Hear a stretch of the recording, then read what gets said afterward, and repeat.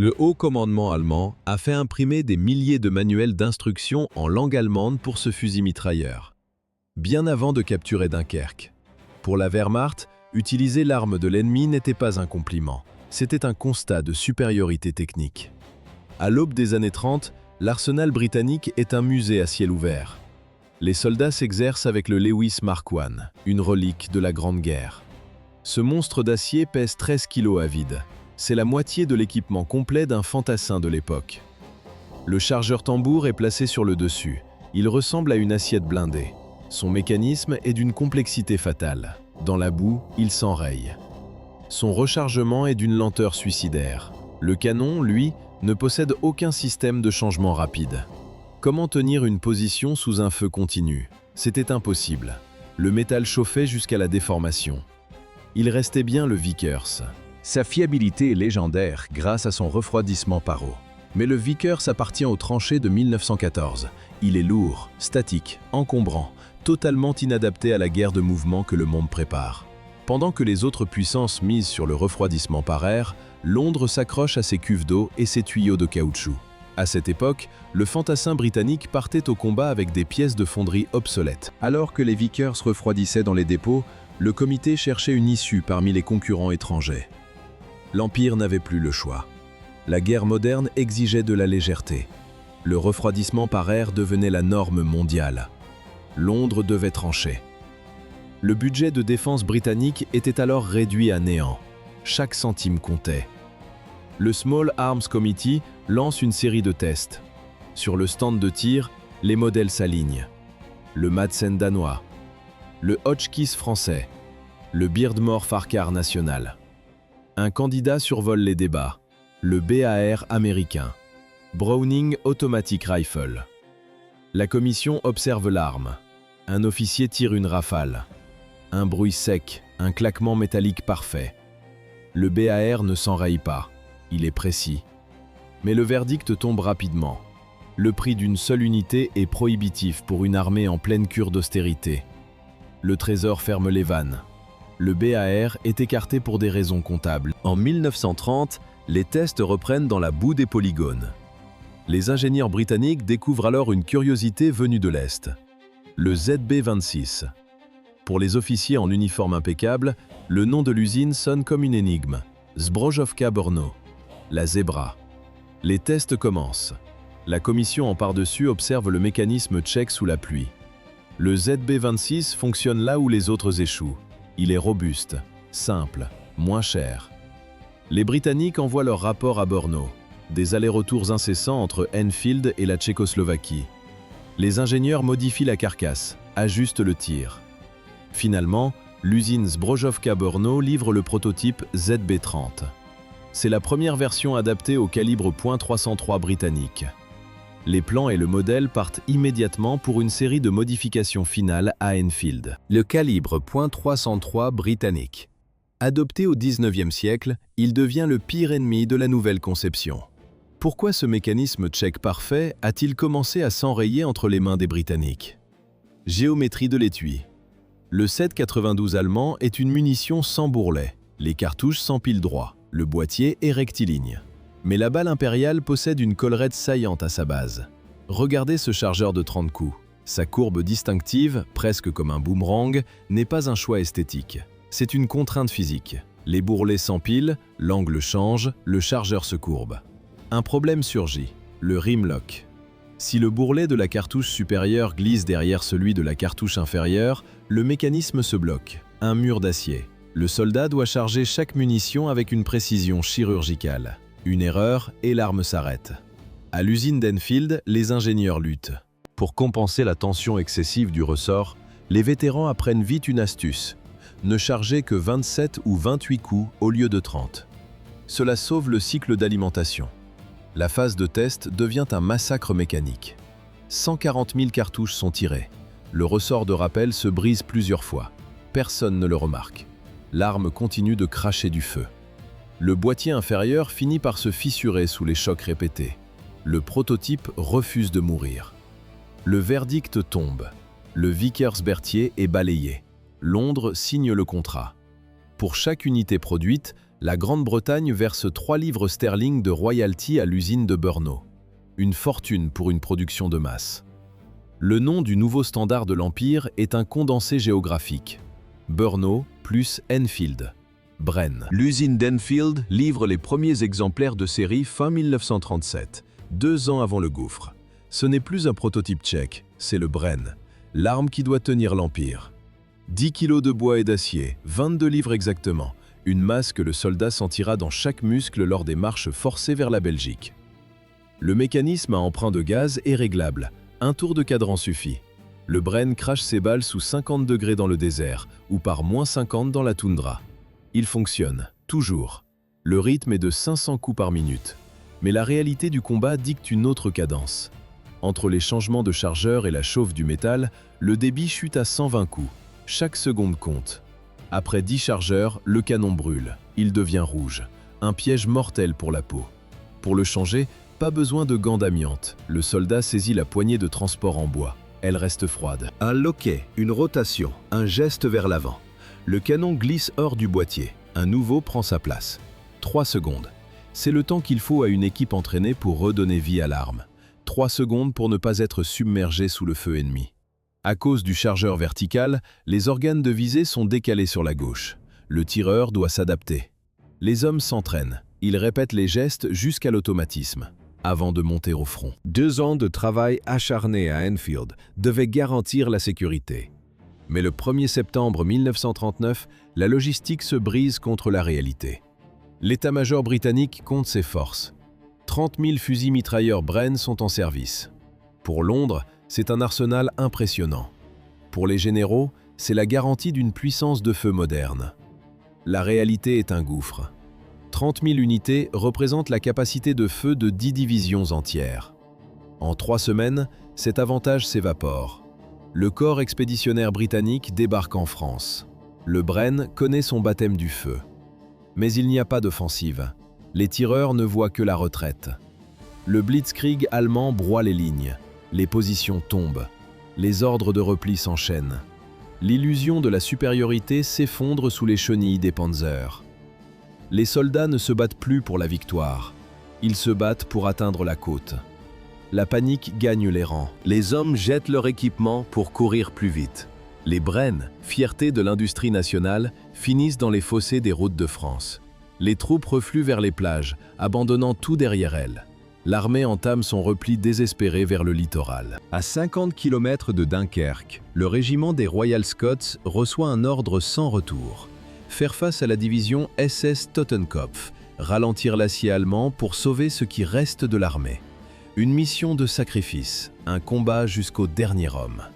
Le commandant de bataillon rampe dans la boue. Ses doigts se crispent sur la poignée d'un Bren récupéré sur un soldat tombé. La carcasse de l'arme est brûlante. Il engage un chargeur. La ligne tient sur un fil, entre la fumée et le sang. Le tir s'arrête seulement quand le servant s'effondre. Un clic sec. Le percuteur frappe le vide. Plus de munitions. Le Bren fauche les rangs allemands, mais il ne peut pas arrêter la marée. Il ne fait qu'acheter des minutes payées au prix fort. La chute de la France brise l'ego militaire britannique. Plus grave encore, elle anéantit son arsenal. Les chiffres sont brutaux. 30 000 mitrailleuses Bren ont quitté l'Angleterre. 2 000 seulement sont revenus. 28 000 canons ont été abandonnés sur les plages. L'armée britannique est virtuellement désarmée. L'ennemi est aux portes. L'invasion de l'île semble inévitable. Dans l'urgence, les usines improvisent. On fabrique des armes de garage, des versions simplifiées, nées du chaos et du manque de temps. C'est dans cette fièvre qu'apparaît le Sten, le pistolet mitrailleur le moins cher de toute la guerre. La menace d'invasion s'éloigne avec la victoire dans le ciel britannique. La production reprend son souffle. Les lignes de montage recrachent enfin du Bren Mark I, une version optimisée. Le coût de fabrication chute de 25%, tandis qu'en Angleterre, les ingénieurs simplifient le mécanisme. 27 000 fusils mitrailleurs Bren changent de mât. Les plages de Dunkerque sont jonchées d'acier britannique. La Wehrmacht ne détruit pas ces prises, elle les ramasse, elle les étudie, elle les adopte. L'armée allemande renomme l'arme MG-138E, le E pour English. Les imprimeries de campagne tournent à plein régime. Elles publient des manuels d'instruction en allemand avant même que Londres ne relance sa propre production. Les troupes d'occupation et les unités de défense côtière reçoivent ces trophées en priorité. C'est une reconnaissance technique par le vol, l'ironie est mécanique. Les Allemands connaissent déjà cette architecture. Les ingénieurs tchèques avaient conçu les premiers prototypes pour la cartouche de 7,92 Mauser. En envahissant la Tchécoslovaquie, le Reich a déjà saisi les usines et les plans. Le Bren n'est pas un étranger. C'est un cousin germain retrouvé sur le champ de bataille. La comparaison sur le terrain est cruelle pour l'industrie allemande. La MG34 est une horloge de précision, trop complexe, trop fragile. Elle s'enraye à la moindre poussière, au moindre grain de sable. Le Bren, lui, est omnivore. Il tire dans la boue, il tire sous la pluie. Il ignore les conditions qui paralysent les armes du Reich. Le soldat allemand apprécie la fiabilité brute. Avant la montée en puissance de la production des MG34 et l'arrivée de la MG42, le Bren comble les vides. Il devient l'épine dorsale de nombreuses unités de seconde ligne. Les rapports de combat sont unanimes. La supériorité technique ne se mesure pas à la complexité, mais à la capacité de faire feu. 27 000 exemplaires servent désormais le camp d'en face. L'armée allemande appréciait les prises de guerre, mais pour une section britannique de 8 hommes, ce fusil mitrailleur était le centre de l'univers. Chaque soldat portait une part de cette responsabilité. Littéralement. Pourquoi un fusilier chargerait-il des munitions qu'il ne peut pas tirer avec sa propre arme? La réponse tient en 2 mots, densité de feu. 8 hommes composaient l'unité de base. Un chef de section, un tireur, son assistant, 5 fusiliers. En marche, chaque fusilier sentait les kilos supplémentaires dans ses poches de poitrine. 2 chargeurs de Bren chacun, en plus de leurs propres cartouches pour le Lee Enfield. L'assistant, lui, transportait 6 chargeurs et le canon de rechange. Le métal froid pesait sur les épaules. La sueur coulait sous le casque. Tout le groupe servait un seul tube. Tous apprenaient la mécanique de l'arme. Si le tireur tombait, un fusilier ramassait le Bren. Quand le tireur tombait, la section ne s'arrêtait pas. Le feu devait continuer. L'assistant alimentait la bête, changeait le canon brûlant, surveillait la culasse. Sans lui, le Bren n'était qu'un poids mort de 10 kilos. 30 chargeurs par groupe. Dans les sables d'Afrique du Nord, ces 30 chargeurs révèlent un défaut imprévu. Le fusil mitrailleur tire trop bien. Le soldat britannique découvre une précision chirurgicale. Inhabituelle. Presque gênante. La mécanique dictait la trajectoire. Les gaz de combustion poussaient le piston d'armement d'avant en arrière. Un mouvement strictement linéaire, aucun déport latéral. Le canon ne tressautait pas. Le tireur maintenait sa ligne de mire sans effort. Le doigt presse la détente. 5 cartouches partent. La rafale ne s'éparpille pas. Les balles frappent la même zone, comme 5 coups isolés d'un tireur d'élite. Un faisceau de traçante étroit et mortel passe à quelques centimètres des casques allemands. Est-ce un avantage? Pas toujours. Le Bren ne balaie pas la zone. Il ne crée pas ce cône de feu qui fauche les rangs ennemis. Là où une MG42 sature l'espace et crée une zone de mort, le Bren neutralise une cible précise. Un nid de mitrailleuse. Un officier. Un servant de mortier. L'infanterie applique la tactique du « one foot on the ground », un pied au sol. Un groupe progresse, l'autre couvre, puis ils alternent. Le Bren cloue l'ennemi sur place par des rafales brèves de 3 à 5 coups. Les soldats plaisantent entre 2 assauts. L'arme est too bloody accurate, trop précise pour une mitrailleuse. Ce perfectionnisme technique limite son efficacité face aux charges massives. Mais cette même précision transforme bientôt le Bren en une arme de défense antiaérienne redoutable contre les chasseurs en piqué.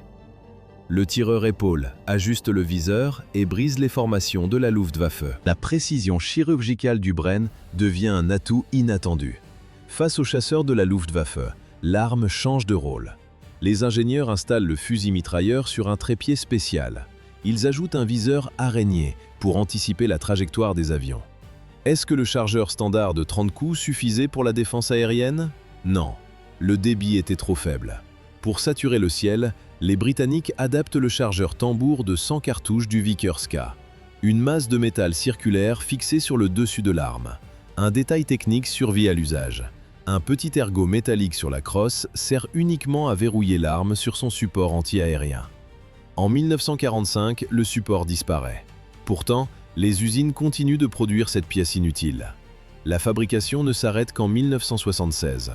30 ans d'inertie bureaucratique pour un bout de métal obsolète. Le baptême du feu pour les grands chargeurs tambours a lieu lors du raid de Dieppe en 1942. C'est un désastre total. Le mécanisme s'enraye sous le feu nourri. Les ressorts lâchent au pire moment. Sur les galets de Dieppe, des dizaines de tireurs Bren meurent en essayant de débloquer leurs armes. L'échec est sanglant, mais l'armée ne renonce pas à la polyvalence du Bren. Elle décide de le monter sur un châssis blindé. Le Bren Carrier entre en scène. Le chargeur tambour s'enraye, souvent au pire moment. Londres cherche une solution mobile. Le Bren Carrier entre en scène. Pour le public, c'est son nom. Pour l'armée, c'est l'Universal Carrier. Un châssis chenillé, un blindage léger, une silhouette basse. Combien en ont-ils produit? 113 000 exemplaires, toutes variantes confondues. Aucun autre véhicule de combat blindé n'a atteint ce chiffre dans l'histoire. Sur les premiers modèles, le Bren se fixe sur un support rigide. Plus tard, les ingénieurs simplifient tout. L'arme repose simplement sur un bloc de caoutchouc dans la fente de tir. Le tireur la maintient à la main. Le calcul est simple. Le Bren doit rester amovible pour le combat au sol. Mais le Carrier ne porte pas que le Bren. Il devient un couteau suisse d'acier. Les ateliers soudent des fixations pour le fusil anti-char Boys. Ils installent des mitrailleuses lourdes Vickers, des mortiers, des lanceurs Piat.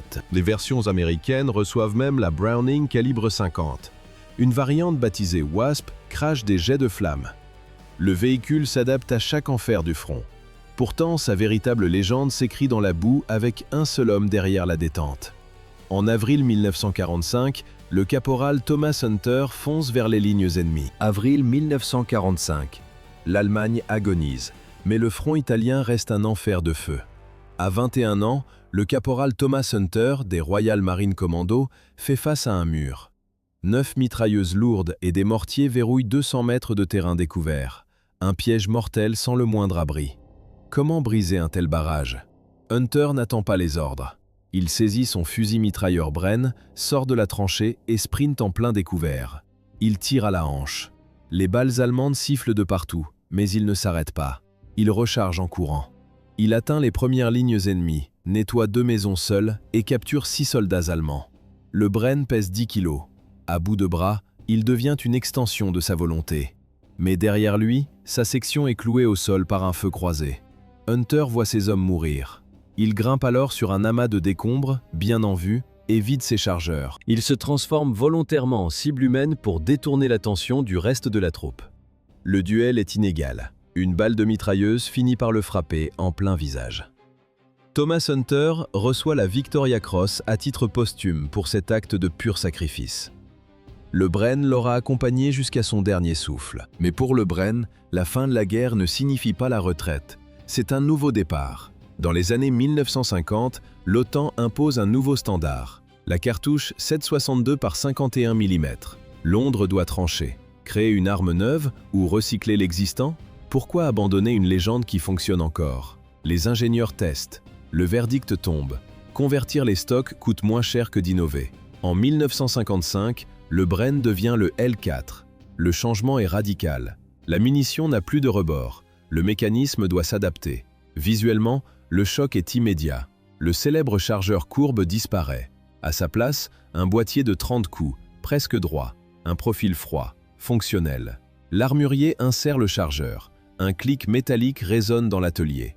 La silhouette de 1938 s'efface devant la modernité. Pourtant, la production reste limitée. Seuls quelques milliers d'exemplaires sortent des lignes. La concurrence arrive d'Europe. La FN Mag, alimentée par bande, s'impose pour le tir de soutien continu. Le Bren entame alors son dernier tour de piste mondiale, des rizières de Corée aux jungles de Malaisie. Le Bren refuse de mourir. La FN Mag prend le relais pour le tir de soutien, mais le vieux fusil mitrailleur trouve de nouveaux souffles ailleurs. Corée, 1950. Les forces du Commonwealth montent au front avec leur Bren en calibre 303. Face à eux, l'armée chinoise progresse. Un détail frappe les officiers sur le terrain. Les Chinois utilisent le ZB-26, l'ancêtre direct du Bren. Les deux camps s'entretuent avec la même architecture mécanique. Est-ce le signe d'une conception parfaite? Dans la jungle de Malaisie, entre 1948 et 1960, le poids devient l'ennemi numéro 1. Une mitrailleuse à bande pèse trop lourd dans les sous-bois denses. Le Bren, plus léger, reste l'arme de choix des patrouilles.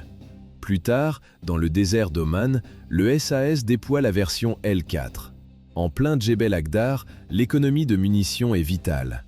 Le chargeur de 30 coups force la discipline. Chaque balle doit compter. L'Inde pousse la longévité à l'extrême. Depuis 1942, une usine de l'ombre produit le Bren sans interruption. Le pays entre dans le 21e siècle avec cette silhouette des années 30. En 2009, les troupes indiennes patrouillent encore avec des versions produites localement en 7,62. Le rideau tombe enfin en 2012. 7 décennies de production continue s'achèvent.